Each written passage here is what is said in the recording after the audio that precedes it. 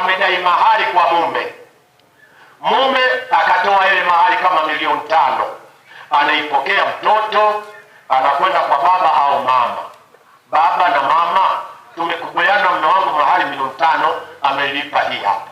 Sasa baba, shika hii 500,000, mama chukua milioni, kaka chukua 50,000, inayobaki mimi nafanyia shughuli yako. Hiyo Allah anakubali, kwa sababu umewapa ile hidayah zawadi na wewe umewagawia.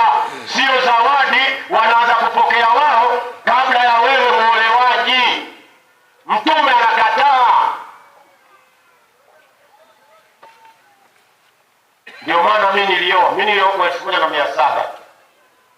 Mke wangu nilioa 1700.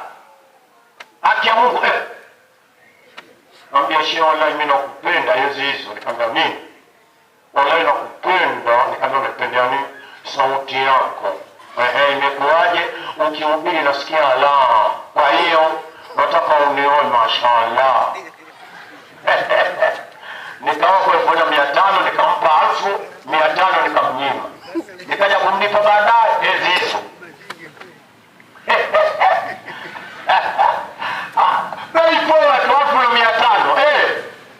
Ukujelo. Haki ya Mungu. Asante. 1500. Wallahi. Sasa kilichompendeza nini mpaka kutu? Kilichompendeza sauti yangu.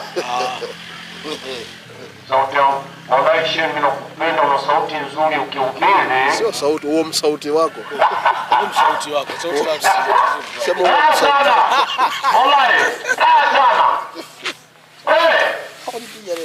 Kuna bwana mmoja alioa mahari milioni 20. Harusi wiki nzima. Akampa na mwanamke. Akampa nini unaita? Pea dhahabu. Akawanunulia na familia yake wote walioshiriki kwenye harusi dhahabu. Ameenda kwa mume wake, wiki tu harusi imekufa.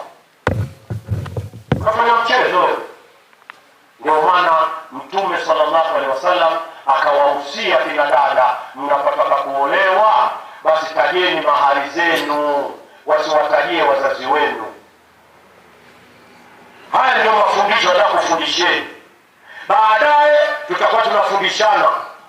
Kuna watu wanafanya mabalaa, mtu anafanya dhambi alafu hata namna ya kutubu ile dhambi hajui.